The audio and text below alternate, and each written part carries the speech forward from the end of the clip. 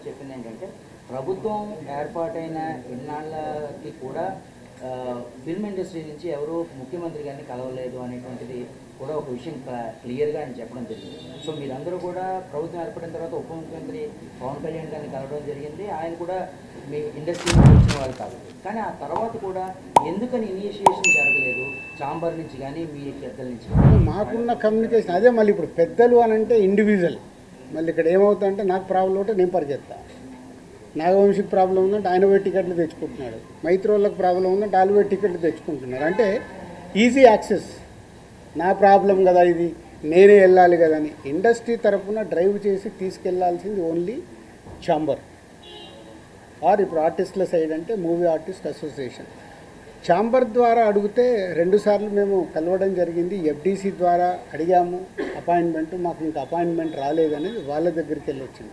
ఎందుకంటే నేను లాస్ట్ ఇయరే ఛాంబర్ ప్రెసిడెంట్. వన్స్ నేను ఛాంబర్ ప్రెసిడెంట్ నుంచి బయటకు వచ్చాక ఎఫ్డీసీ చైర్మన్ అయ్యాను, కాబట్టి నా ఫోకస్ తగ్గి. సో ఇక్కడ ఎఫ్డీసీ చైర్మన్ నా పనులు చేసుకుంటే ఫోకస్. మాకు ప్రాబ్లం ఉన్నప్పుడే ఛాంబర్కి వెళ్తాం. ఇది నిజం, దీంట్లో ఏం అబద్ధం లేదు. మాకు ప్రాబ్లం లేకుంటే ఎవ్వరము ఆ ఈసీ మీటింగ్కి వెళ్ళి అటెండెన్స్ వేసి బయటకు వచ్చేస్తాం. ఇప్పుడు కళ్యాణ్ గారికి ఏదైనా కోపం వస్తే పెద్దన్న అన్నాను కదా, పెద్దన్న తిడతాడు, పడతాము, ఏముంది. వాళ్ళ హర్ట్ అయ్యారు కళ్యాణ్ గారు, హర్ట్ అవుతూ మమ్మల్ని తిట్టే అధికారం వరకు ఉంది కదా, అట్లా ఆలోచిద్దాం. కళ్యాణ్ గారి గురించి నేను 22 ఏళ్ళ నుంచి చూస్తున్నాను. ఆయన కోపం వచ్చినప్పుడు ఆయన కోపపడేలాగా ఎపిసోడ్ జరిగింది, కానీ వారి సినిమానే టార్గెట్ చేశారనేది ఒక నెగిటివ్గా వారి దగ్గరికి వెళ్ళింది. అది కాదు ఇది ఇక్కడ జరిగింది.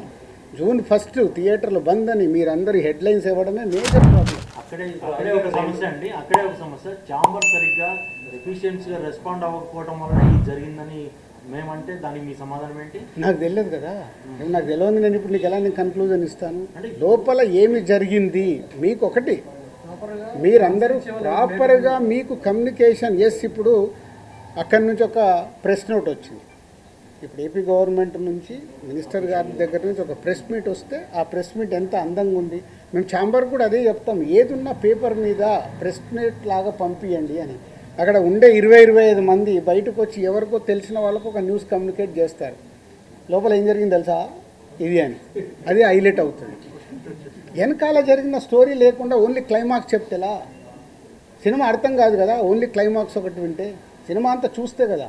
నేను అందుకే లోపల ఉన్నాను కాబట్టి చెప్తున్నాను. ఇది చెప్పడానికే ఈరోజు నేను ప్రెస్ మీట్ పెట్టింది. లోపల ఏం జరిగింది, ఈ ఎపిసోడ్ ఎలా స్టార్ట్ అయింది, ఎవరి దాలు భుజాలు తడుముకుంటున్నారు, నాకెందుకు థియేటర్లు బంద్ లేదు అని ఛాంబర్ వెంటనే ప్రతిస్పందించిన ఇంతవరకు నేను అదే కదా చెప్తా. ముందు అంటే అక్కడ ఎగ్జిబిటర్స్ ఒకలాగా ఉన్నారు, ప్రొడ్యూసర్స్ ఒకలాగా ఉన్నారు, డిస్ట్రిబ్యూటర్స్ ఒకలాగా ఉన్నారు. ఛాంబర్ ఏం చూస్తుంది, ఛాంబర్కి ఒక లెటర్లో క్లియర్గా ఉంది, కమ్యూనికేషన్ ఈజ్ ఇంపార్టెంట్. వాళ్ళు చేసుంటే ఇవి చర్చలు జరుగుతున్నాయి, చర్చలు ఫలించకుంటే ఇది అండర్లైన్, చర్చలు ఫలించకుంటే వాళ్ళు థియేటర్లు మూసుకుంటామంటున్నారు. ఇది ఎక్కడుంది? June 1 థియేటర్లు బంద్, June 1 థియేటర్లు బంద్, June 1 ఇదే.